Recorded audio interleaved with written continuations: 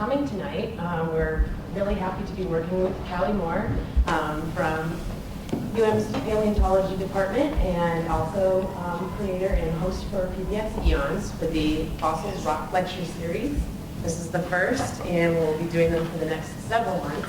It's a nice handy guide I see a lot of you have picked up. So thank you for coming. Please come to the others. If you have feedback about this program tonight or have suggestions for future programs, leave us one of our little surveys at the end. I'll collect those, and thank you for coming. Yes, thank you everybody for coming. Does this mic sound okay to you guys? Everything sounds good? Okay, good. So tonight we're going to talk about the field guide to Montana fossils. So this is going to kind of be an overview of Montana geology, paleontology, as well as our state's laws for collecting. So let's get into it. So this is what I'm going to talk about today. We're going to start off with the laws. So how do you stay out of trouble? How do you stay out of jail? And how do you stay not fined? So that's real important. Then we're going to go into some pro tips. So some ethics, safety, and some resources. Also feel free to take pictures of any of these slides so you don't have to like feverishly write everything down. Then we'll go into the geology, so knowing your rocks, and then the paleontology, knowing your fossils. So unfortunately, we got to eat our dinner first. I have a lot of slides with a lot of text, and I'm sorry. There's just no way to beautify the laws of Montana. The same thing with my pro tips. But then once we get into the geology and paleontology, lots of pretty pictures. So dinner first, dessert later. So let's get into the laws. So basically in Montana, we need to know who owns the land, and there's basically two types of land. There's public land and there's non-public land, and both of these have two very different things that you are able to do and able to not do. So let's look at public land first. So there's two main types of public land that you're probably going to run into if you want to fossil collect in Montana, and that is BLM land, the Bureau of Land Management, and U.S. Forest Service land, USFS. So for the Bureau of Land Management, for BLM land, you cannot collect, disturb, or anything else vertebrate fossils. So that's fish, turtles, dinosaurs, sharks, anything with a backbone. You cannot disturb it or collect it. If you find something awesome, great. If your cell phone has a GPS, most cell phones actually have GPS built into the photos, and you have to actually turn it off if you don't want it. Take a little GPS note of it, and then contact your local closest BLM field station to wherever you saw that, and then they can facilitate the collecting of the specimen. Rock hounding is allowed, so looking for like quartz crystals or something like that, but you can only use hand tools. So no dynamite, no backhoes, no sluice boxes, no dredging, that sort of thing. So just hand tools, and you can't really disturb, dig a giant trench. You have to be respectful of these areas. And the same thing with fossil collecting. You can't go out and just dig a giant hole in the ground and take everything, but we're going to talk about that. So again, this is a reasonable amount for personal use only. You cannot sell, you cannot barter, you cannot trade anything that you collect on federal BLM land. That's just for you, just for your personal collection. Petrified wood is a little different, and it's for personal hobby, but you can collect up to 25 pounds per day or 250 pounds per year. If you want to sell that, you've got to obtain an economic permit to sell that stuff. Or if you want to collect more than 250 pounds of petrified wood a year, you need to get these permits. So that's your basics on the BLM land. Don't collect anything that has a vertebrate or a backbone, and don't collect a bunch of stuff, and you can't move a bunch of dirt to get to these fossils. Now, on the Forest Service is basically the same. No excessive digging, no collecting or disturbing vertebrate fossils. Again, no commercial purpose, personal hobby only. And there are some collecting limits, but this tends to be small or unspecified. They just say a small amount of fossils. But in the Gallatin Petrified Forest, for example, you can collect 20 cubic inches a year per person, which is not a lot. 20 cubic inches is not a lot of petrified wood from the Gallatin National Forest. So it's a little bit different, at least with petrified wood, for your collecting limits. Now, you could run into a lot of other type of federal land. So national parks, national monuments, wildlife refuge, reclamation land, military land, you can't collect anything. You can't collect a rock, a feather, a piece of grass, a flower, nothing. All of it has to stay there. And I'm sure some of you are thinking like, oh crap. Oh no. But that really pretty rock at McDonald Lake and Glacier, I just had to have it. No, you can't have it. You can't collect any of it. If you want to collect it, you got to go to Flathead Lake. So nothing from national parks or wildlife refuges. You can't take anything. Like I said, nothing. You can't take anything.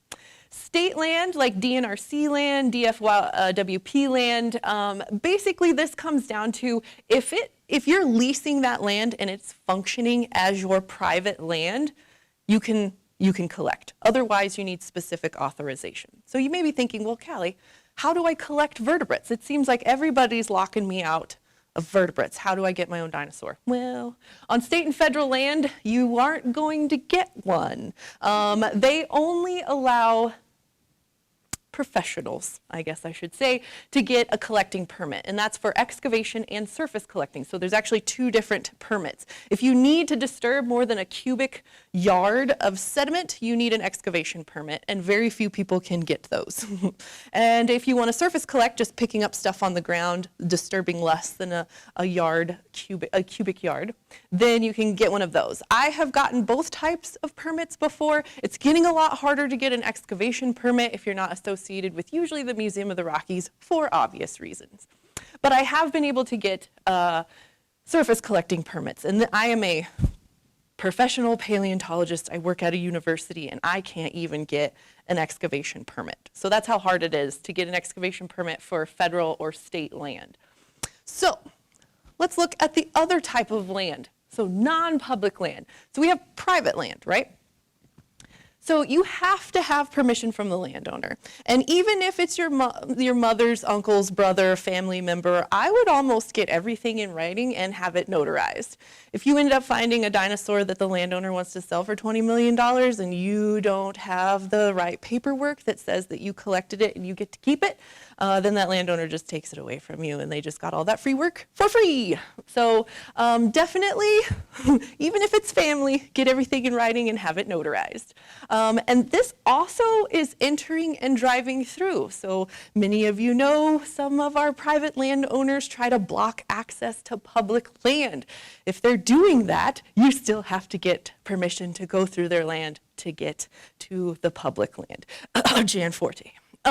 So anything you find, like I said, belongs to the landowner unless they relinquish ownership. And that's where it comes down in the paperwork, in the writing, right?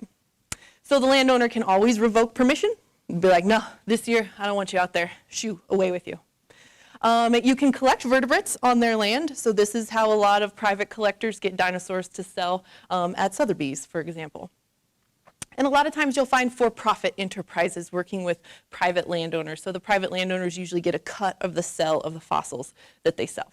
And then in 2019, I don't know if you guys were keeping up with the news with the Montana Supreme Court, but fossils are part of the property's surface rights, and they are not part of the mineral rights unless there is a contract separating that and says otherwise. So this was a big thing with the dueling dinosaurs. It was so much drama, but we've gotten it figured out. So as long as your landowner owns the surface rights, they can say, yes, you can collect these. If you're talking to a landowner that uses the mineral rights and not the surface rights, they don't have any right to tell you that you can collect fossils on that land, and you need to figure out who has the surface rights.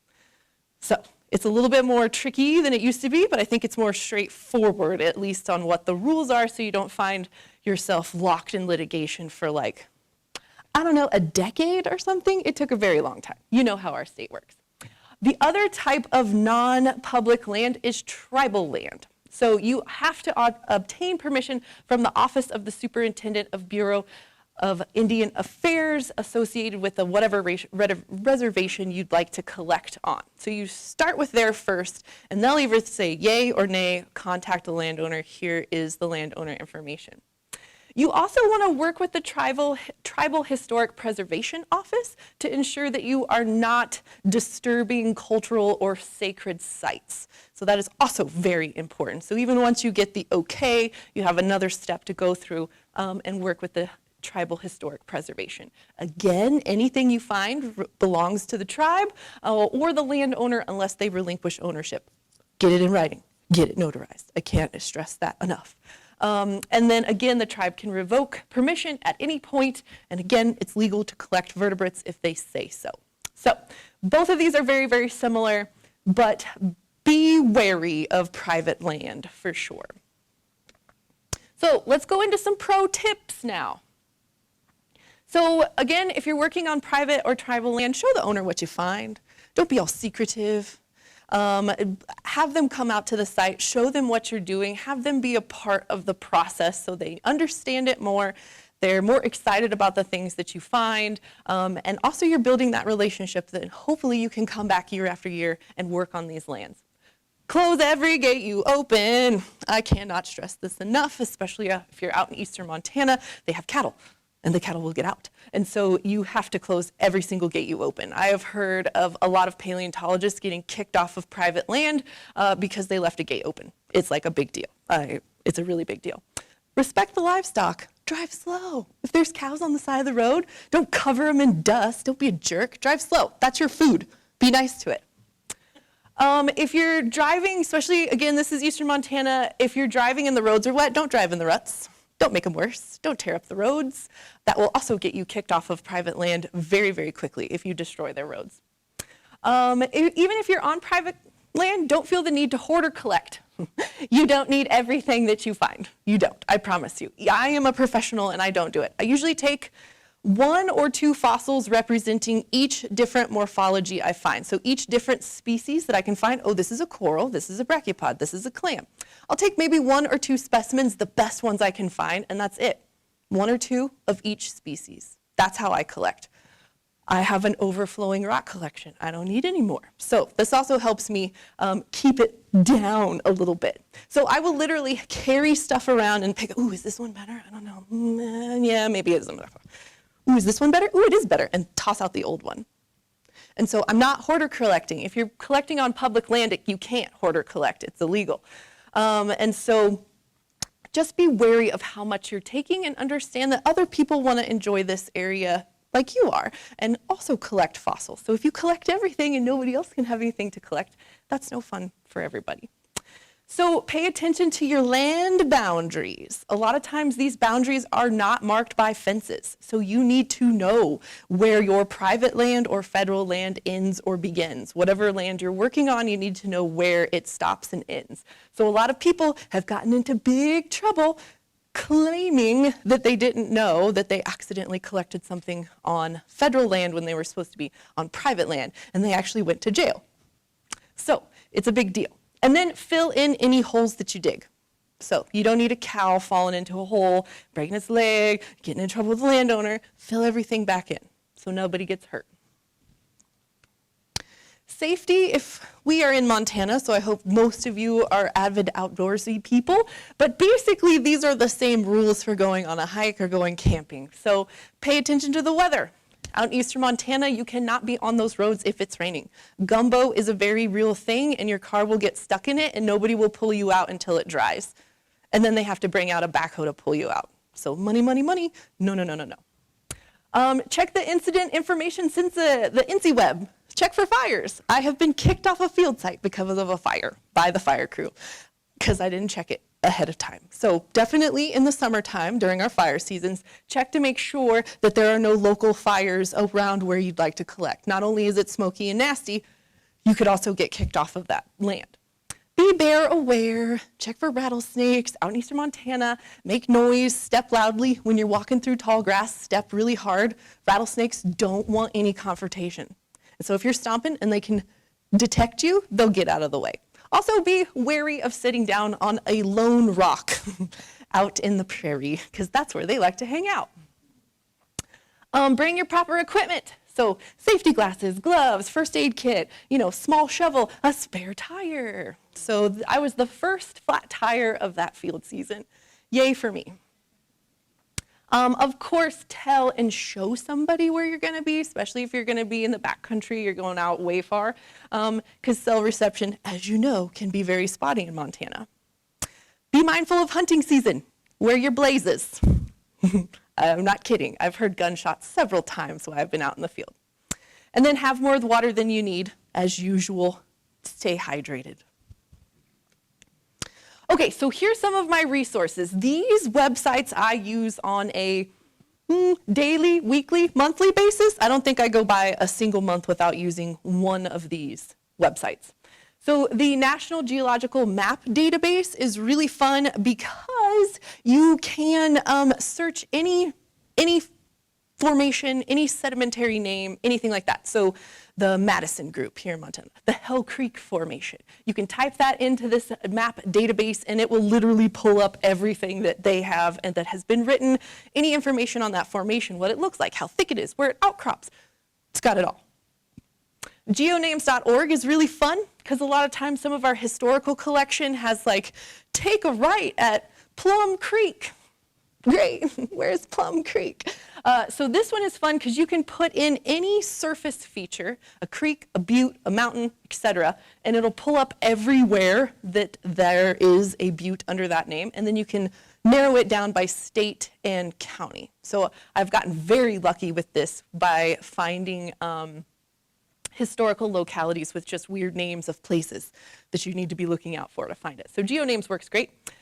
The USGS has a map locator, so you can zoom in on wherever you want to go, and it'll give you basically every downloadable map that's available, all the topo maps, 1 to 100,000, 1 to 75,000. You know, like it has all of them there, and you can download them for free. You don't have to buy them. The Montana Bureau of Mines and Geology is just a really great resource for us here in Montana. They have a ton of publications that are available. They have a really neat map that I'll show you in just a second that you can buy. There's just a lot of really great resources for our state. Now, this is probably the most important one, is the Montana Cadastral. That tells you who owns the land, and it also has contact information for the landowners. It may just be a P.O. box in New Jersey, but you can't say you didn't try. The PaleoBio database is absolutely wonderful. You can put in any taxonomic name, any genus, any species, and it'll give you the full taxonomic information. So kingdom, phylum, kingdom, order, family, genus, species. It'll give you all of it.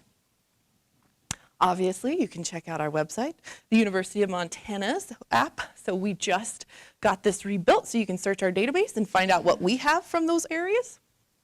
Google Scholar is a gem, so stand on the shoulder of giants. So this is peer-reviewed journal. Some of you students are like, oh yes, oh my God, don't talk to me about Google Scholar. But if you're unfamiliar with Google Scholar, this is where you can find a bunch of peer-reviewed journals. Some of them will be paywalled, some of them won't. Some of these you can trace back to, oh shoot, I forgot the name of the website. ResearchGate? Is it ResearchGate? And you can just contact the authors and be like, hey, can I have a copy of that paper? And most of the time they'll be like, yeah, and because us researchers also hate paywalls. iDigBio is a massive portal for specimens. So I think at the last count, I wrote this down, they have over 136 million specimens on this online database. And this is from universities and major institutions all over the country, all over the world. They purge their digital collection into one-stop shopping. So you can just get on there and type in Equus idahoensis or something like that, and it'll pop up and show you all the collections that have it, where they were collected from, if there's any photos of the specimens, etc. So it kind of opens you up to world-class collections all over the place. And then the last one I have on here is the Mansfield Library, and not so much their website, but their resources on site. So in the very, very lowest level, I guess that's one. Anyways, go down until you can't go down anymore. That's where the topo maps are. They have the topo maps for all of Montana and most of the United States. I think they have all of them. So you can go down there, get one of these topo maps. You don't have to have a Grizz card. You can take it upstairs to the paw print, and you can have a black and white copy of it made for like $2 or $3. So you can take that onto the field, you can write on it, you can scribble it, and you don't have to pay $8 through USGS to get a really nice copy. So you can make as many copies as you want, and again, you don't have to have a Grizz card or anything like that to use their topo map, and the printing service upstairs. So I use that a lot as well. So here is PaleoBio Navigator. This is one of the greatest things ever created. So you can see down here we have a geologic time scale, and there's a whole bunch of little dots. So all of those dots are fossil occurrences, and they're by age. So if we were curious, we could zoom in on this map and zoom in on Montana, and it would show us all the little points. And then if we were like, well, what Cambrian fossils have been found, and where have they been found? We would just click on Cambrian, and then it would only show us the Cambrian fossils and locations in Montana. And this is fossil occurrences. So this isn't the end-all, be-all of everything that's been found in Montana, but if it's been published in a peer-reviewed journal, it's very likely that it has been uploaded, that occurrence, with those genuses or taxons, whatever, into this website. So it is very, very great. And if you find something, I, every once in a while, stumble upon a peer-reviewed journal or something that is not in this. It's very quick and easy to email and be like, hey, it's not here, and send them a PDF of the paper, and then one of their people will put it in there, and then it's there. So this is a wonderful resource because, again, you can zoom in pretty dang close to wherever you want to be, and you can totally see everything that's been collected in that area. So this is one of my top resources by far. Another really good one, because you might be thinking, well, isn't there an app for that? Well, there is. It's called My Fossil, and it's basically your own fossil collection app. So you can add your fossil collection in there, you can add pictures, you can add locality data, and now they have this e-museum. So what you do if you think you found something important and you know where it was found, you can submit that specimen to the e-museum. And some professional like me will check it out and see if all your data is good enough, and if it is, they give you the green light, and that specimen can now be used for research. So this website and app are currently trying to connect amateurs and professionals, because we professionals know that you amateurs are usually at the forefront. You know your area the best. You have the best specimens sometimes. And so if we can get that information online so professionals can access it, then your specimens are now being used for research. So this is really great, and you can get it on Android, Apple, wherever you download your apps. It's really great. I've been this close a bunch of times to putting my personal fossil collection on there. But it's like, you know, why does the roofer's roof leak? Because I don't want to go home and do my job. So someday when I get bored, maybe when I'm retired, I will put all my stuff on my fossil app. But anybody else looking for somewhere to keep track of all your fossils and just share within the community of people that love fossil collecting, this is a great place to start. And if you're a little bit more analog, here are my top books. So obviously Rock Hounding Montana, this is like second or third edition, I can't even remember now. The new edition of Roadside Geology of Montana is absolutely spectacular. It's gorgeous. If you don't have it, go buy it yesterday. Glacial Lake Missoula, if you need any information about Glacial Lake Missoula, obviously get David Alt's book. He was a monument in our department for sure.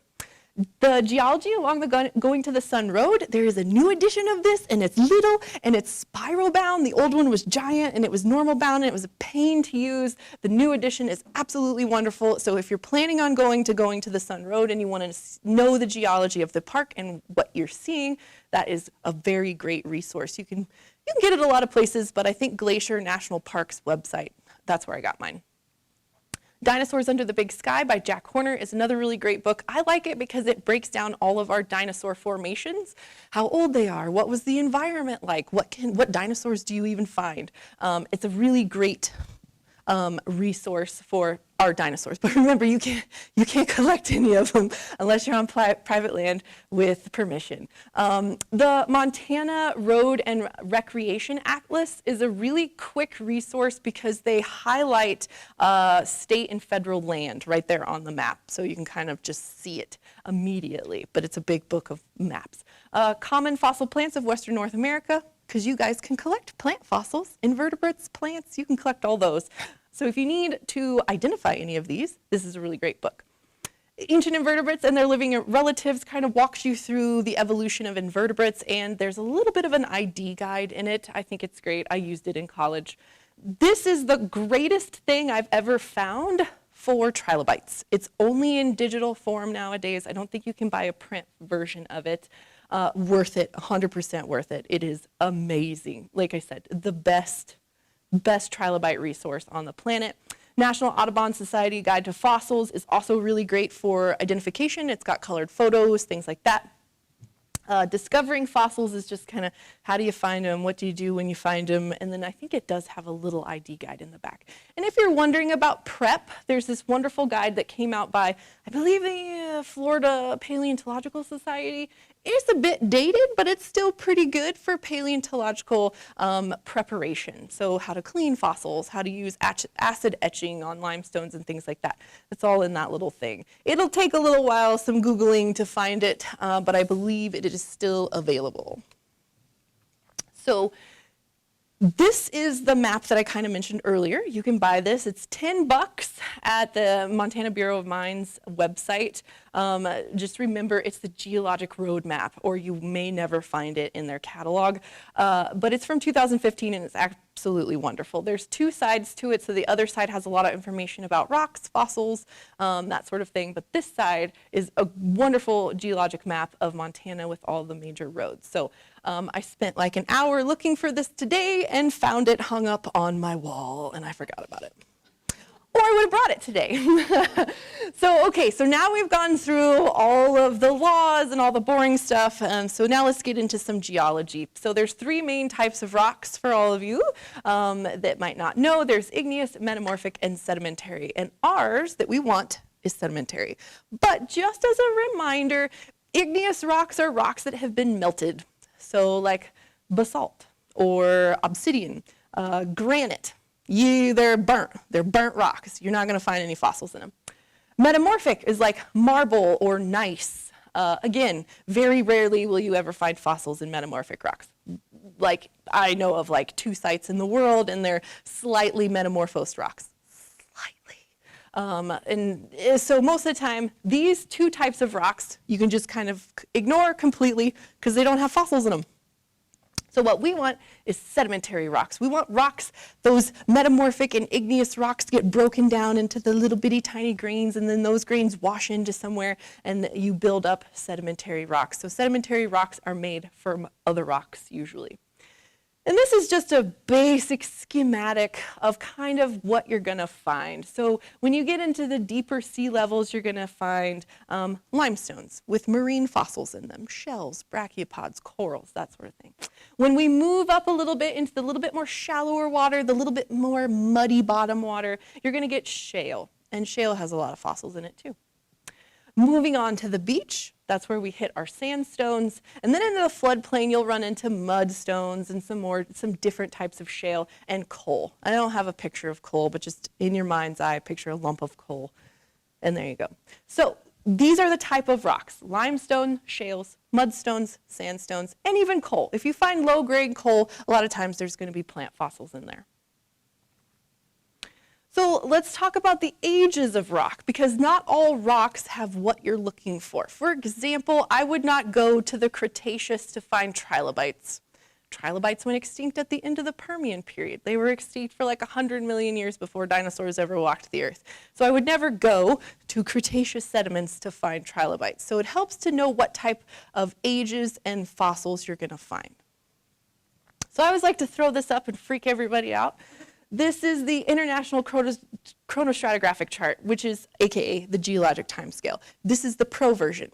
This is the one I use. You guys don't need to use this one. But I always like to show it because it breaks down the history of our planet into bite-sized pieces. So you can see all the way over there at the very bottom, that's the birth of the Earth. That's when the Earth formed, 4.567 billion years ago. And we're on this. We're up here in the whole scene, present. That's us. So all these are broken down, and this is a living document. So as new technologies, as we have better dating techniques, these things can get changed. It can be tweaked a little bit. The most common one that you may know about that's been tweaked here recently is the Cretaceous up here, down here, and the Paleogene. So this used to be called Tertiary. Some of you may know that, maybe know that. Yeah. Anyways, when I first started here in 2008, it was still Tertiary. So no Paleogene or Neogene, it was all just Tertiary. And then we broke it down into Paleogene and Neogene. So it used to be the KT boundary. That's because it was Cretaceous chalk in German starts with a K. There's a lot of chalk in the Cretaceous, and it was named in Germany. That's why it's called K. But you get K, T, Cretaceous Tertiary boundary. Now it's the KPG, Paleogene boundary. This used to be 65 million years ago. We've tweaked it. Now it's 66 million years ago. So that's just a really good example of how this can be tweaked based on new research. And I think, yes, if anybody needs something to do, this one needs a name. So as soon as that one's named, it's going to go on this. So as you can see, also, this is version 10. 10 changes were made in 2022. So again, this is a living document. Now for us in Montana, what should we be concerned with? Well, over here in the Precambrian, all we need to know about for Montana is the Mesoproterozoic. That's the only group of rocks in Montana that has fossils from the Precambrian. When we jump over, the only one that we really don't have to worry about is the Silurian. The Silurian is not represented at the surface in our state. It's in the subsurface, but again, you can't dig that far down. So, otherwise, all of these ones in this vertical column here, represented by the system or period, depending on what you're using, we have something at the surface from each one of these. So Cambrian, Ordovician, no Silurian. Devonian, Carboniferous, Permian, Triassic, Jurassic, Cretaceous, Paleogene, Neogene, and the Quaternary. So we have rocks and fossils from each one of those. Maybe not every single one of these tiny little bitty ones, but we at least have the system period represented in our state. So here's a simple, I was going to put the main one, but I kind of got it. You kind of get a feel for our geology with that big geology map. So this is a much easier one. The yellow is the Cenozoic, so that's today to 66 million years ago. The Mesozoic in green goes from 66 to 252 million years ago. The Paleozoic goes 252 to 540-ish, give or take. And then the Proterozoic and Archean, those are the Precambrian. So like 80% of Earth history is right here. So almost 4 billion years of Earth history is in the Proterozoic and the Archean. This is an old map. And then the rest of it, all of the life that we think about is up in these two. Now, this red one here is igneous. Remember, you can ignore it because there's no fossils in it. So if you were looking for Mesozoic crinoids or something like that, you want to look at some cool crinoids from the Jurassic, you're going to be looking in the rocks that are green. So you're not going to be over here or over there in the yellow. You want to be in the green. All right, let's get to the good stuff now. Let's see what my time is. Oh, we're going good. Okay, so where to find fossils? So one, sedimentary rock. We got that out of the way, right? You want exposed strata. You want rock at the surface where you can see it, you could touch it, and you can look at it. It's very, very hard to look at the rock if it's covered in plants, for example. So tropical jungle, not a good place to fossil collect, okay? So again, you want arid landscapes. That's what's so great about eastern Montana, is there's like no plants. All the rocks are right there. They're exposed. You can get to them very easily. Road cuts. If you grew up in the Midwest, raise your hand. Ha, a couple of you, sweet. So if you do geology in the Midwest, you're going to road cuts. That was my entire undergraduate, is road cuts, because that's the only way you can get exposed rocks in the Midwest. Abandoned quarries are also fun. Usually they're in a place where the rocks don't outcrop very well, and so if you can get into these places that have already been cut away, it's great. Make sure you have permission to get to these abandoned quarries.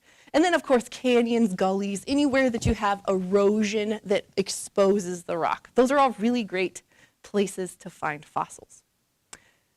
Get low, okay? I swear, get low. So I usually find a good spot by like this. This is how I prospect. And if I find a good productive little spot, then I just clear off a little space and I just sit down. And I just collect from the ground. But it really helps to get low when you're fossil collecting, especially for tiny stuff. Like I have collected tiny little mammal teeth off of anthills. You got to get close for that. If you're working around a hill or a bigger outcrop of rock, start at the bottom of the hill. So work from the bottom and work up. So you might find this is like the classic string of bones that a lot of times big dinosaurs are found. So you're walking along at the base of a butte and you come across some dinosaur bone. You guys won't, unless you're on private land. But you'll follow that little trail of bone all the way up. And when that bone stops, that bone trail stops, a lot of times there's a bigger bone in the side of the hill. Oh no, come on in. And as I mentioned before, check anthills. Ants bring rock, little pieces of mineral grains, rock grains, up from beneath, but they don't go very far from beneath. So it's usually pretty local. And they don't care if it's a mammal tooth that's 66 million years old or a piece of sand. They bring everything up and toss it out on top of their hill. Do not destroy the anthill. Don't be that person. You can literally just pick them off the side of the anthill. And some of these anthills are pretty established. They can be upwards of knee or thigh high. So they've been there, and you can actually go back year after year and collect from the same anthills and see what they're bringing up from below. But again, don't destroy them. Be nice to the ants. And then also go after rainstorms. So anytime it rains, it exposes more rock. It cleans off stuff and it can wash new things out. So usually after a rainstorm is a very good time to go fossil hunting. Be careful out in eastern Montana with that gumbo though. So what can you find in Montana? A lot. You can find a lot. This is an image by Ray Troll, a very famous paleo artist. He's up in Alaska. But you can see there's a lot of fossils. You can also see there's a lot of vertebrate fossils. So calm yourselves. But there are, hey, here's some invertebrates, and there's an invertebrate, and there's an invertebrate. So there's a lot of invertebrates. The vertebrates are just a little bit more charismatic. But there's a lot of stuff to find in Montana. We have a very rich fossil history here. So let's talk about that fossil history. So each one of these geologic time slides is going to have a paleogeographical map.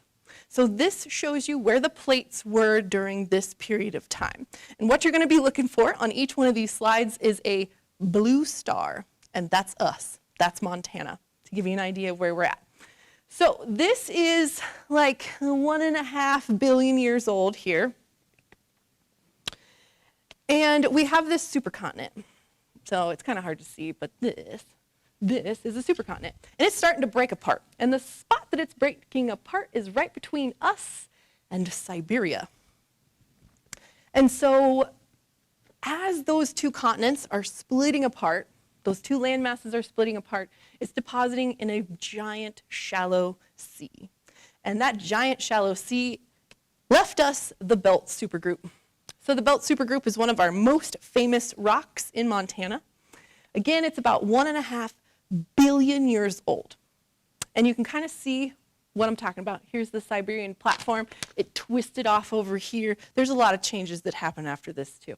And then the North American craton, our continent ended with the panhandle of Idaho at this point in time. And so right in here, in that little crack is where the Belt Supergroup was deposited. So you can see how far it outcrops. And of course, when you cross a boundary, it gets a different name, but it's all the same rock. So what can you find? It's 1.5 billion years old. You're not finding a lot of stuff. But if you're a fan of stromatolites, you're going to find a lot of stromatolites. Yeah, got some stromatolite fans who love stromatolites too. I'm a huge fan of stromatolites. So this is on the hike to Grinnell Glacier in Glacier National Park. And you're looking at the top of a stromatolite mound. So they kind of look like big heads of cabbages. But you can see these and walk across them and take a bunch of pictures, obviously, of the stromatolites in Glacier. There's also a couple of places, if you get that Going to the Sun Road book, it'll tell you where the stromatolites, where you can actually see them in the outcrops on the road. You can look at them. So if you don't want to go to Grinnell Glacier, there are other places. This is a stromatolite from our collection. All of the specimens that I'm going to show you, most of them are from the University of Montana collection. And in case you guys are not up on your metric system, these are all centimeters, and this is the size of the scale bar. So I'm just going to prop it up behind here. So when you get confused about a centimeter, look at it up here and be like, oh yeah, it's tiny. And what's fun is some of the first people to study the stromatolites in Glacier National Park were associated with the University of Montana. So we actually have the first published specimens from Glacier National Park, and that's one of them. And there's a little close-up, so you can see all those little layers. A stromatolite is an algal mound. It's a cyanobacteria, and it secretes a sticky goo. And as the tides come in and out and the water flows, sand grains get caught in that sticky goo. But they're cyanobacteria. They're photosynthesizers. They need the sun. So as soon as that fills up with sediment, they're like, hey, who turned out the lights? And they grow on top of that sediment. And then they have like this body of sediment. So really only the very, very top, like fingernail thickness of a stromatolite is actually alive, and everything below it is the sediment that they have built up over time. And it takes millennia for them to build up over time. But again, this is 1.5 billion years ago. Basically, it's all stromatolites. So this is the heyday of stromatolites. These aren't technically fossils, but I still think they're neat. These are mud cracks. So just like mud cracks today, mud cracks 1.5 billion years ago can preserve. So you may have seen some of these mud cracks, especially the ripple marks. These are very, very characteristic. There's a few giant rocks of belt on the campus that have some lovely ripple marks. So again, this is showing you where water was flowing over 1 billion years ago. So let's jump into the Paleozoic with the Cambrian. All right, I have a lot of notes here for my specimens because I don't remember where they were all collected. So again, you're looking for the blue dot. Here we were. So we're mostly underwater at this time. We're going through this period of transgression, regression cycles. So what that means is the ocean is getting deeper and it's getting more shallow, usually due to glaciers. So as glaciers suck up the water, sea level goes down. As glaciers melt, as we know today, sea level goes up. So that's what's happening then, only lack of humans is not causing it. Yes. Okay. So here's some fossils from the Cambrian from our collection. Where are we at? Trilobites are by far the most common. They're basically the most common fossil of the Cambrian. Trilobites were doing really great in the Cambrian. So we got a lot of trilobites. Some of these trilobites, these two right here, were collected from the Bob Marshall Wilderness. You can't collect them, sorry. But these are the types of trilobites that you would be looking for if you could collect in the Bob Marshall Wilderness. Halathes is very strange. I think only a couple years ago we figured out what it was. So this is a shell, and there would be like a little squid thing hanging out the other end of it. These were found in Fish Trap Creek. This is a place you can get to. It is a pain to get to, and you will drive right past it like 3 or 4 times before you're like, oh, that's it, huh? And it's this beautiful green shale, and this Albertella up here, these two pieces are from the same locality, but it's a green shale, and a lot of times the fossils preserve this beautiful bright orange color, but you gotta sit there and split a lot of shale to find them.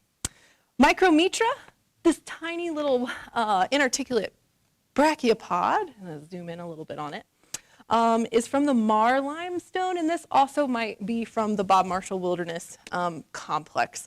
But if you could find any of this Cambrian unit outside of the wilderness, you could collect on it. And yes, here is Agnostis. These are fun. These are blind trilobites. They don't have eyes, so we think they lived in really super deep water. And just kind of did their thing. And it's also very, very small. So again, centimeter. These are very tiny little trilobites with no eyes. Okay, let's jump into the Ordovician. Remember, oh, never mind. Scratch that. We're not there yet. So Montana is the blue star. So you can kind of get an idea of what's going on here. This shows middle to late Ordovician in this map here. And the Ordovician is very, very rare at the surface in Montana, so it's rare. You're going to have to look really hard for it.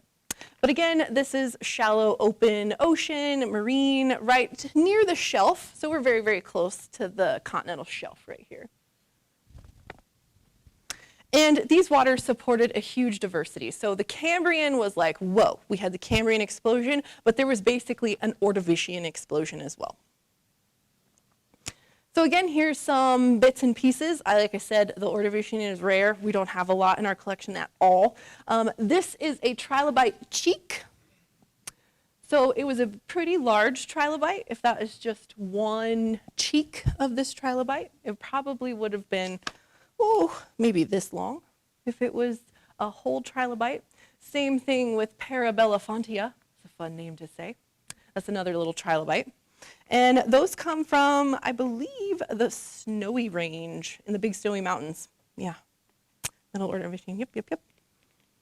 And graptolites. Graptolites are really weird. I don't even think I can explain them to you. They were little floating colonies, and they were super common in the Ordovician, and then they're at the end. So they show up, they're everywhere, and then they disappear pretty fast. But their fossils look like tiny little saw blades. Again, it's only about 3 centimeters long for that fossil, but it kind of looks like a little saw blade. And actually, that one is from Idaho. I wanted to show it, but we didn't have any Montana graptolites, but there's some in Idaho, so I'm assuming there should be some in Montana as well. All right, let's jump into the Devonian. We're skipping the Silurian because it's not at the surface. So again, here's where we're at. Hey, we have some terrestrial now. Let's see, this is the Devonian. Yep, it was rising. Yes. Okay, I'm just making sure I get everything. So we have some land, but again, the ocean is constantly rising and falling. So sometimes we have land and sometimes we're under the ocean. So most of my Devonian fossils are from the time of ocean, and most of them are from the Snowy Mountains. So these tiny little ammonites over here, this is just a part of a whorl of an ammonite. So an ammonite is little coiled cephalopods like this guy. Actually, that's a nautiloid, but they're close enough. Those two are from Milligan Canyon in Jefferson County. The Three Forks Formation is a really popular formation to find Devonian stuff. A lot of times in Montana, what you're going to find is the Cambrian and the Devonian sit on one another. The Ordovician and Silurian are completely missing. But you can find coral and bryozoan. These are little colonies that I think they're still around today. Pretty sure they're still around. Yeah, they're still around. But they're mostly sedentary and they're encrusting. So you either have a little group of them just growing out, living in their little colonies, or they encrust something. These lovely shells right here are brachiopods. Yes. Okay, and they are from the Maywood Formation. And then also some crinoids, and I believe I've got some close-ups. Okay, so there's a better close-up of that little cephalopod. And then here's a close-up of that crinoid. So crinoids are very, very common. They're sea lilies. They attach to the bottom substrate, and then they have kind of like these little arms that filter feed out. And what you're finding are the segments of the stem. So these are the most common parts of a crinoid. Okay. And I have this one in here because it is a vertebrate. It doesn't really look like a vertebrate, but this is an ostracoderm. These are armored fish that were swimming around during the Ordovician or the Devonian, and they were very, very common. This one is from 3 miles south in Wyoming, so I assume we could find them in Montana, but for whatever reason, we don't have any from Montana. This one is, yes, in the Bighorn Basin. Beartooth Butte Formation, but let me zoom in on this. So that's what you're looking at, is that piece. This is part of the head shield of one of these fish. And if you zoom in really close, you can see some of the ornamentation on that head shield, which is really cool. But again, it's a vertebrate, so you can't collect it, sorry. I mainly put the vertebrates in here to show you what you can't collect, so you know, and you can be like, oh yes, that could look like a shell, right? But it wasn't. It is a vertebrate. So now in the Carboniferous. Now most of the time, if you're collecting fossils in Montana, you're probably collecting from the Carboniferous, and you're collecting from the Madison group. And we are right there. So you can see us right there during the Carboniferous. So it was mostly a very warm, shallow sea. Think about modern shallow seas today, lots and lots of diversity, right? Well, that's exactly what we're finding here. So mostly limestones where you can collect this. And here's just a tiny little example of some of the Carboniferous fossils that we have. We have a lot of Carboniferous fossils. Make sure I get it. Okay, yes. Yes, there it is. Okay, so starting at the top, these are horn coral. They are very, very common. I guarantee if you go out collecting in the Madison group, you're going to find horn coral. They're called rugosa. The next one is a little trilobite butt. I like the trilobuts, the pygidium of a trilobite, so I circled it there. And there's also some crinoid stems, so all the circles that you see. The next one is from the same unit, and it's a little brachiopod. So a lot of times you're going to find a bunch of fossils on one single chunk of rock. So you'll have a lot of diversity in one little chunk of rock. This one's one of my favorites from the collection. Oh, there you go. There's a close-up of that trilobut. This one down here, this is the head of a crinoid. So this is the flower part, the sea lily part of it. And these arms would open out and grab stuff out of the water and then push it down into the mouth. But this is called a calyx. The top of the crinoid is called a calyx. And this is a really, really beautiful one that's actually been acid etched. So a lot of these fossils have become silicified. So they're more like glass now. And glass is pretty hard substance, and it's much harder than the surrounding limestone. So you can actually put it in like a strong vinegar, and the vinegar will actually eat away the limestone. Think of acid rain in our modern buildings. So acid rain is taking out a bunch of our statues and stuff because they're made out of limestone. So acid eats away the limestone and leaves you with this beautiful calyx that you can see in a lot more detail. So a lot of the fossils that are coming out of this unit, which is, I'm assuming, the Little Belts, yep. That's what I thought. The Lodgepole Formation, Bandbox Mountain, Judith Basin County. You can collect here. It's a little bit of a pain to get to, but you can do it. The next one is a coral, and the last one is a little nautiloid, I believe. I think it's a nautiloid. Maybe it's a gastropod. What do I have on here? Versus, I don't have it on here, so we're going to say nautiloid. And then this is a very common brachiopod, composita, that I also guarantee you will find. They erode out and they look like ball bearings. They're like perfectly eroded out. They look just like that. They're not even in the rock anymore. Clark Canyon Reservoir is a really great place. If the water is low, you can get into the spillway, and it is a wonderful place to collect fossils in the spillway. And there is another coral. So there is a lot of fossils. But I want to talk about the Bear Gulch just really quick. You might be able to collect Bear Gulch because it's all on private land. So if you find the landowners, a lot of them will charge you a very pretty penny to go collect these fossils on their land, but then you can keep them or sell them on Fossil Mall. Boo. But anyways, okay, so here's the Bear Gulch limestone. So the Bear Gulch limestone outcrops almost in the exact geographical center of our state.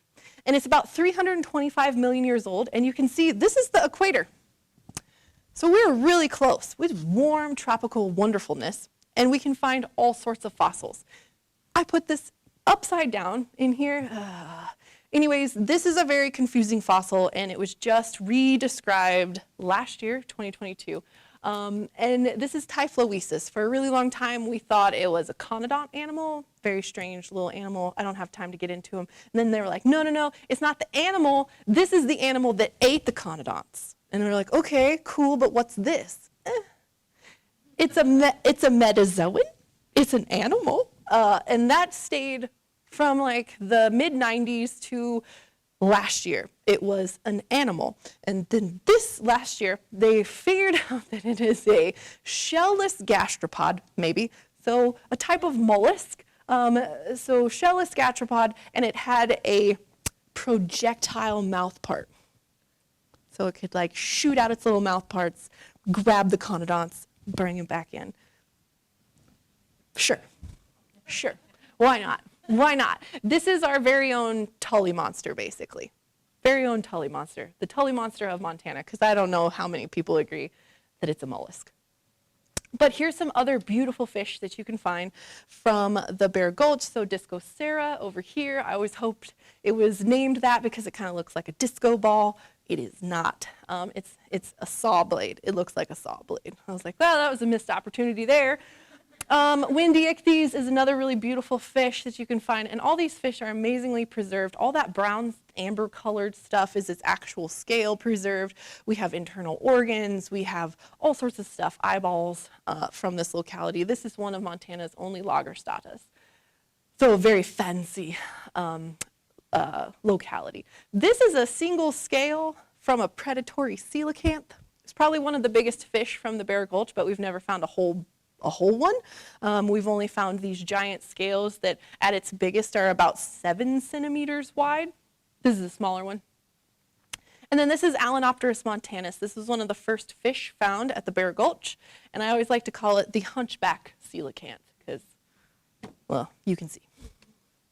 Echinochimera is my favorite. It's a type of chimerid cartilaginous fish, so it's in the shark family, but it's kind of more related to like ghost fish or modern chimeras. But you can see this is its big dorsal fin, and it has little spikies on it. This is not a very good picture, but normally you'd be able to see a bunch of dots, and those are all tiny belly scales. We have a pretty good, we have male and female, so these fish show sexual dimorphism, so the males look different than the females. And we also have babies, so little bitty babies of this species as well.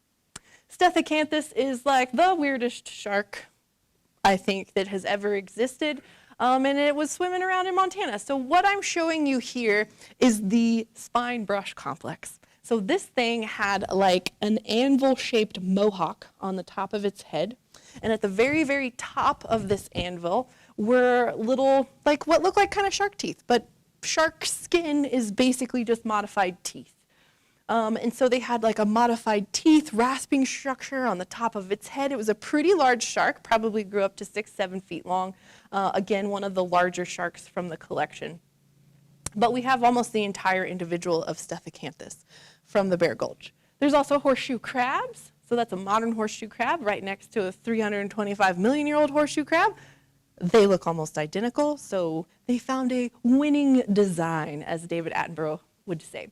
We also have Gordoconus, and this is a newer straight cephalopod, so the shell kind of looks like a waffle cone, tapers out at one end, and then you have like the little squid thing coming out the other end. But what's really cool about a lot of these specimens is the ink sac is preserved. So we know that these things had an ink sac, could shoot out their ink at predators and then escape.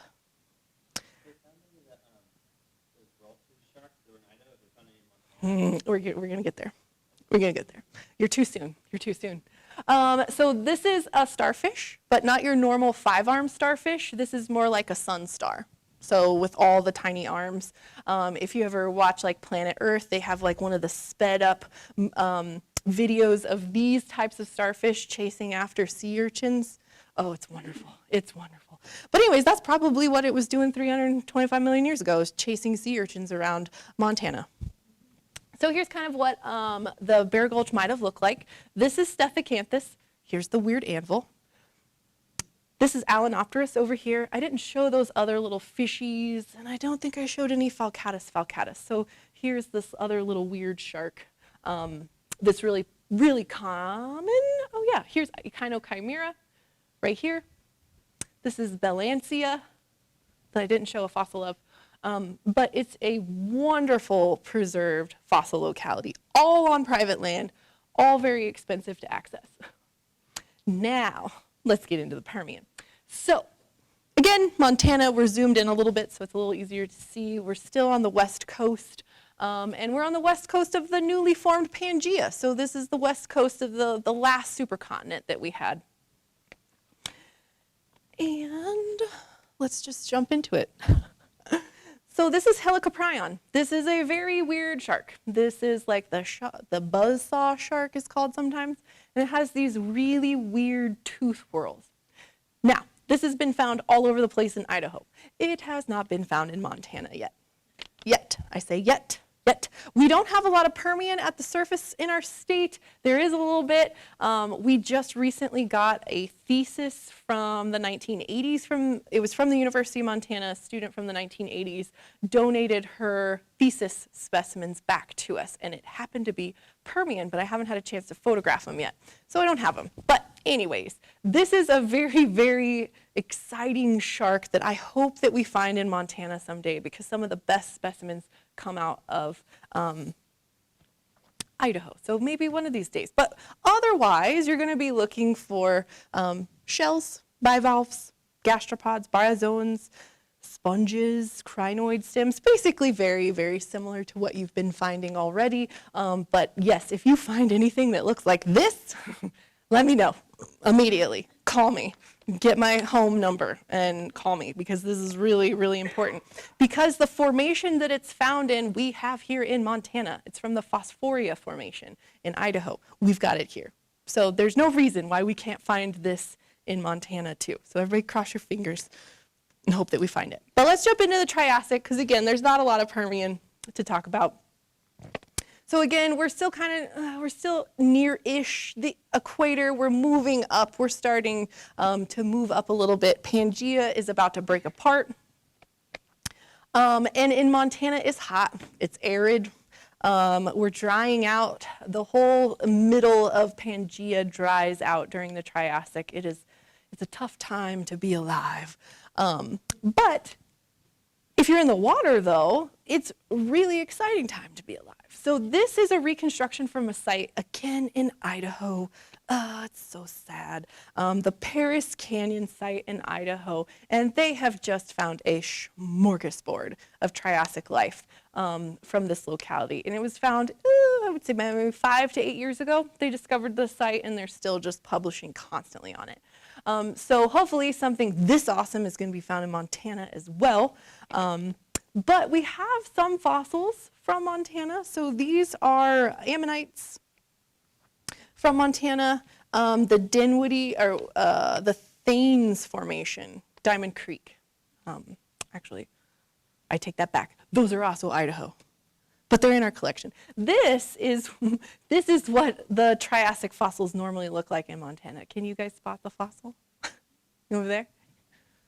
Yeah, it's right there. That's basically an ammonite imprint. It's just an imprint of the fossil. But this is pretty common for what we're looking at on the Triassic on our side of the divide. And it's from Beaverhead County. This is another really common fossil type from the Triassic. This is known as fossil hash. So all of these little speckles that you see are just bits and pieces of fossil, mostly just broken up shell. Just a ton of it is fossil hash. And I think I have a zoomed in, yes. So here's just a little piece of shell that's all broken and everything. So that's another type of Triassic fossil that you might find in Montana. Yeah, we were either fore reef or back reef, and not the reef itself. So in this case, it was probably the back reef. So you have your reef, and then stuff dies and rolls off the side of the reef. And anytime you have wave action, it just slowly breaks apart everything as it's getting all jumbled together and broken into these little hash bits. And so that's probably why is we weren't quite at the right place at the right time for those fossils. But we haven't looked at every single rock in the state yet, I guarantee it. So maybe we'll find some better Triassic in our state, but it might just be we were the wrong part of the reef during that time.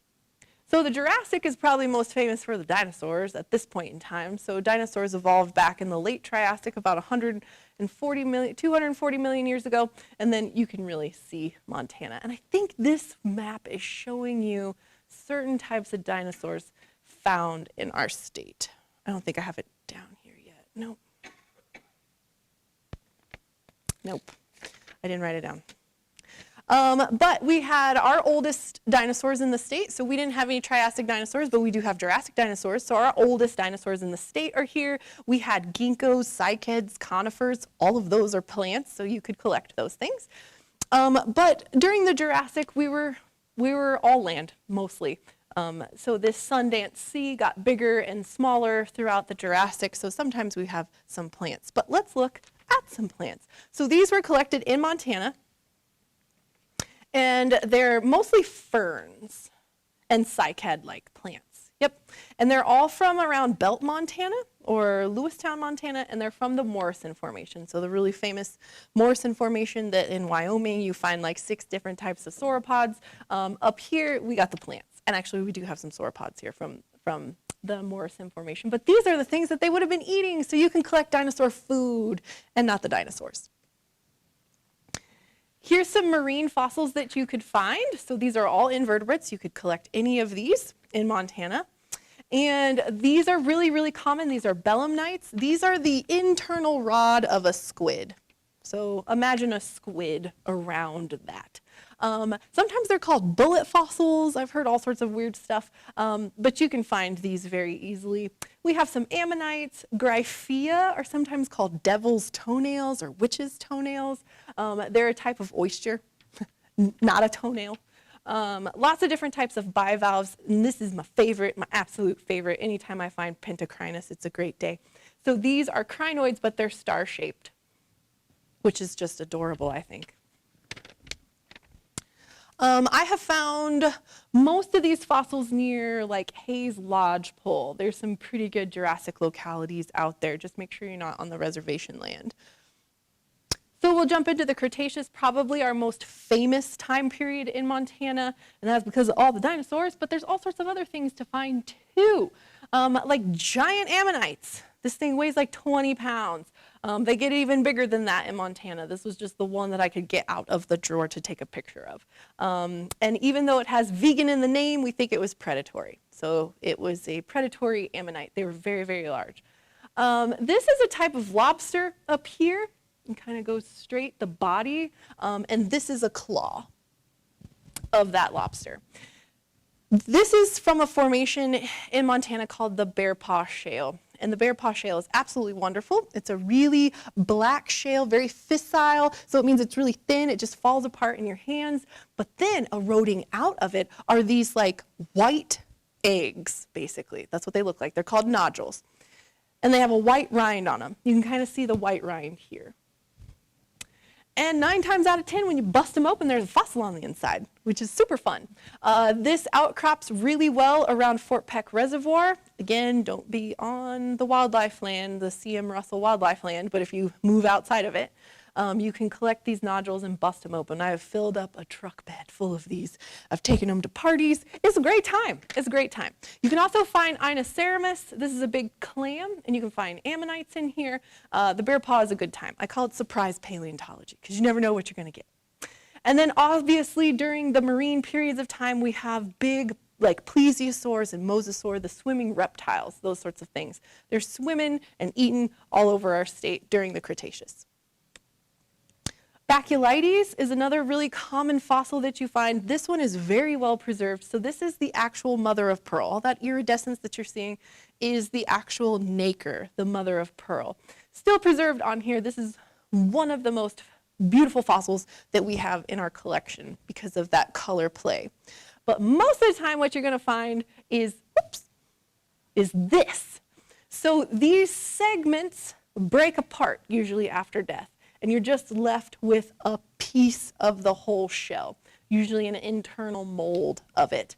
So you'll find, most of the time you find a lot of these, and I don't want them. If they're in your collection at home and you got a ton of them, I'm sorry, I don't want them. We have way too many of them. They are probably one of the most commonly collected fossils in eastern Montana, and I don't need any more, I'm sorry. And once you get terrestrial though, it's mostly dinosaurs. So this is part of a hadrosaur jawbone. Again, you can't collect it unless you're on private land. And this little tiny tooth, so this is the white centimeter mark on that scale bar, and this is a mammal tooth. And this is a very important mammal. This is Purgatorius. This is a stem primate.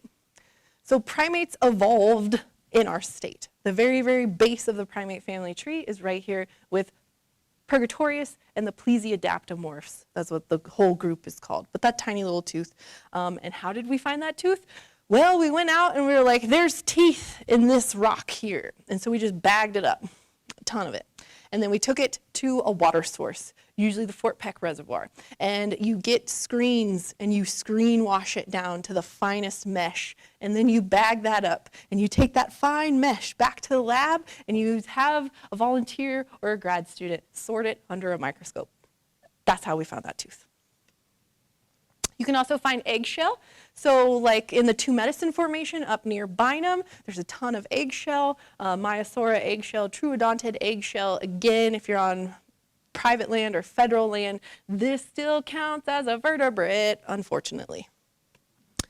And also, if you're on private land and you are collecting dinosaur bone, you're going to find a whole bunch of Chunkosaurus. So these are bits and pieces of dinosaur bone that are so eroded and so fragmented that we don't have any clue what type of dinosaur it's from, so we call it Chunkosaurus. And this is another little Chunkosaurus, but what's fun is all of these indents here are teeth marks from somebody else. So probably an alligator was chewing on this bone, or shortly after death, at death, I don't know. And then here's some plants. So this stuff you can collect. So here's some petrified wood. This petrified wood is from the Hell Creek Formation. This is a ginkgo leaf, not our ginkgo biloba, but a different species of ginkgo. You can see all the fancy leaves there. So there used to be a whole bunch of different types of ginkgo. And this is the famous metasequoia or dawn sequoia. This is one of the cones, and they're little bitty. They're super cute. I love finding these out in the Hell Creek. All those are from the Hell Creek, I believe. Cretaceous, terrestrial, ginkgo. No, that ginkgo was found near Great Falls in the Kootenai Formation. Late Cretaceous, early Cretaceous. So we also have freshwater system. These are all vertebrates. But be on the lookout though for, these are alligator gar scale. You will find thousands of them. These ones are really pretty because whatever mineral was fossilizing them was blue, and it turned a lot of them blue. So if you find blue gar scale, just know that that was the mineral. Lots and lots of pieces of crocodilians, so teeth and their osteoderms, so their bony plates underneath their skin. These are Champsosaurus. They look kind of like a gharial, but they're not. They're a different species. I think they're considered a crocodiliomorph. But anyways, their vertebrae are very, very characteristic. As you can see, each one of these has an X. And nothing else in the Hell Creek has that. So if you find a little vertebra out there and it's got an X on the top, you know it's Champsosaur, which makes it great, easy. And then these are stingray teeth. So stingray have crushing teeth on the top of their palate. They have a whole bunch of them on top of their palate and just smash their food up against the roof of their mouth with all these little teeth that would have been lining it. Most of these are Hell Creek, I believe. This is a big piece of turtle shell. There are a lot of different species of turtle. You have some that look like this, you have some that look like this, and you have some that look like this. This is the rarest of them all. So if you are out on private land and you are able to collect and you find any of these with these little kind of pokey dots all over it, this texture, let us know. This is a very rare and important species of ancient turtle. All right, so all the dinosaurs are dead. Boom, asteroid hits, dinosaurs, non-avian dinosaurs, kaput, everything dies. Now we're in the age of mammals, so with the Paleogene. The plates are basically where they are today, only the west coast is much smaller. Not all of the west coast has accreted yet at this point. But we can find all sorts of things, again, from the Paleogene. So crocodiles make it through the extinction event. So they're pretty common in the early Paleogene. We have all these weird little species of mammals. So today we have placentals, us, and we have the marsupials, like kangaroos, the pouches, and we also have the monotremes, which are the egg-laying mammals. Well, back then, we also had the multituberculates, a whole different group of mammals that go extinct, and they're not here anymore. But you can find a lot of their teeth because they were super common during the Paleozoic. And then, of course, plants. But by this time in the game, we're starting to see modern plant species. Like, you could look at that and be like, oh, yeah, that's a Petulia. And I can't remember, anybody know their plant genuses? This is a modern plant genus. It's a modern tree. Anybody? Okay. Leptomyrix is a tiny little deer. So you can see again, this deer jaw fragment is only 3 centimeters long. So the whole thing would probably be about 6 centimeters long. So this would have been like a tiny little knee-sized deer that was living in the Paleogene. But we also have bigger things like Megacerops. And this is just a big ungulate. It's a hooved animal, and it was really, really big. And it's an extinct group. I can't say much more than that. Some of them had really weird, like, knobs on their heads and stuff. It was an interesting time for mammals, the Paleogene. Eumes is a type of rodent, but the reason why I have it on here is because it's coated in gold. We did that. We didn't find it like that. We coated it in gold to look at it under a scanning electron microscope. And so a lot of times when you want to study something with a scanning electron microscope, especially something big like this, you have to coat it in a precious metal to get those electrons flowing. So that's what we did. We coated it in gold, and it's just fun to look at a gold rodent jaw. This is Mesohippus. This is a tiny little horse. So this is the upper mouth, the palate of one of these tiny little horses. And you can see 1, 2, 3, 4, 5, 6, 7-ish centimeters long. And again, this is a time when horses were still low-crowned.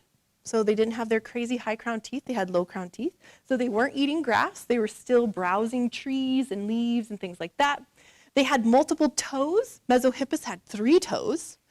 Modern horses only have their middle finger. So they're basically always flipping you off every single time. But Mesohippus had 3 toes, and I think it had 4 on the back feet too. So they were running through the forest. They were walking on softer ground. A horse can easily sink into mud. But these guys had extra toes that helped keep them on the top of the mud and not sinking down in it in a very forested environment. And here are some leaves that you could find, some oak leaves and some spirea leaves, sure, that's how you pronounce it. And insects. So the Paleogene, actually, we here in Montana have some really good fossil insect localities. And this is a dragonfly wing, part of a dragonfly wing. And I believe it's from the Ennis locality. Insect. Yeah, the Ruby River Valley is where that was collected. Some of the better localities are on private land, but I think there are some around Ruby River Reservoir that you could collect these insects from. This is a little beetle from the same locality. And this is a coprolite. So a lot of times you can't have all this life without some poop. And poop is also preserved a lot of times. But these have rodent teeth in them. So you couldn't even collect this poop if you wanted to because it has vertebrate remains in it. And it was pooped by a vertebrate. We think a small canid probably produced these. All right, let's get into the Neogene. Yes, I'm very much so out of time, and I'm sorry. We'll kind of go through this fast. So this is a Meso-Oreodon. Oreodons are very weird. They're kind of like a mixture between a sheep and a pig. It's an extinct lineage, but during the Neogene, they were very, very common, and they were like tiny sized to like cow sized. Dromaeomyrix is a type of camel. Meryceras is a tiny little kind of antelope, and this is just one of its horn cores. Super cute. Meryhippus is another horse, but now we're kind of in the middle. Its 2 side toes don't touch the ground anymore, so it's basically just rolling around on its middle toe, and you can tell its teeth are starting to get higher crowned. So we're kind of in the transition now from browsers to grazers. This is Teleoceras. This is a partial lower jaw. It would go way, way, way out here if this was a full jaw. But these were pot-bellied rhinos, and they were everywhere, and they are my favorite species of rhino because they had short little legs and a giant round belly, and it totally looks like they would have drug their bellies on the ground. This is part of a tortoise, and so sadly, a lot of our tortoise fossils are from tortoise that got stuck in the mud. So we have perfectly articulated legs that got stuck in the mud and nobody could scavenge them, and then the rest of the tortoise is gone, which is sad. Yes. Paleo is death, you guys. Paleo is death. All right, let's jump into the Pleistocene. We're almost done. This is the last slide. Okay, so Pleistocene, we are very lucky here. If you come to my talk in February, we're going to talk all about Ice Age mammals. Much more exciting talk than this one, I promise you. And we have both species of mammoths. We're one of the only states that have both species, so woolly mammoth and Columbian mammoth. This is where their ranges met, is right here in Montana. We had musk ox. So just like, well, a different species. This is a woodland musk ox, but we had musk ox running around here. We had bears. Obviously, we had bears. This is before like Kodiak and brown bear and grizzly bear split. So this is their ancient relative where all those lineages meet before they split from there. And if you want to see some fossils from our collection, you can always come to the Clapp building on the first floor on the campus, the Montana Natural History Center, just across the water over there. The Museum of the Rockies has a wonderful Bear Gulch exhibit and diorama. And if you ever get out down to Disney's Animal Kingdom Park in Orlando, Florida, we also have our fossils on display at the dinosaur ride. That's it.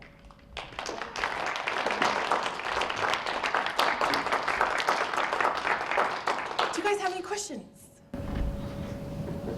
Yeah. That shark with the, like, Yeah.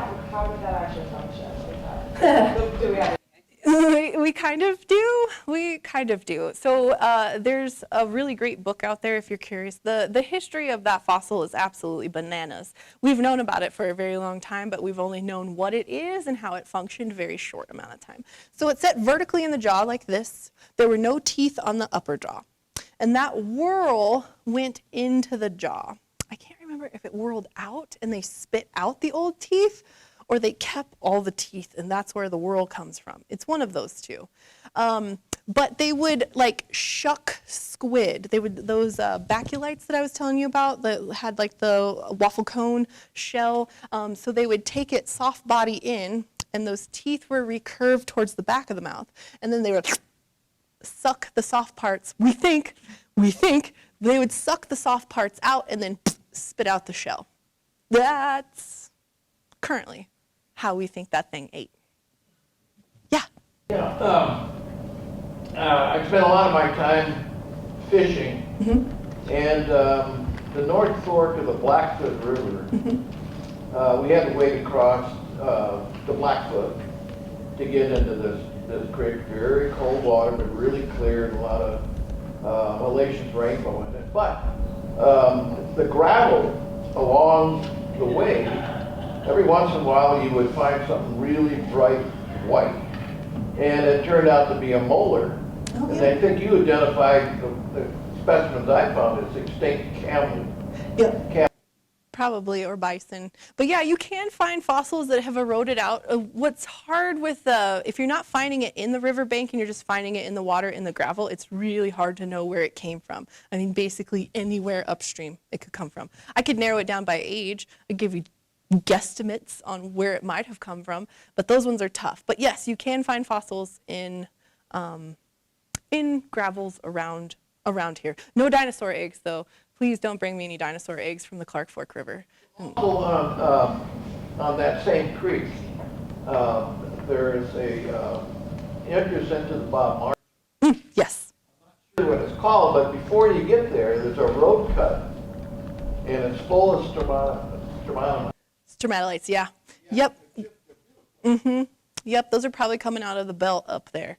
Yep, so as long as you're not on Bob Marshall land and you're on federal or state land, you could collect those stromatolites for sure. Yeah. If you're not looking for anything specific, you should like want a variety. It's an easy grab. It's close to here, like in an hour. What's it good? Just That's kind of the tough part about Missoula. There is very little fossils around us at all, unless you just want belt fossils. Clark Canyon Reservoir, yeah, that's 3 hours down to Dillon. That's really, really easy fossil collecting. There are some plants and stuff near Drummond, but I believe it's all private land. So if you could find, it's either the Renova or the 6 Mile Formation. Those are very fossiliferous, and they do have plants and insects. But again, you'd have to find the right landowners, that sort of thing. But around there, I've heard some random mountain that you can see off in the distance has trilobites on the top of it, but I've never attempted to get there. Bandbox Mountain, yeah, I mean, really, it's going to be over an hour drive, usually. Road that Rock Hounding Montana guide is pretty good, but as soon as you get in it, you're going to be like, oh, it's just quartz crystal.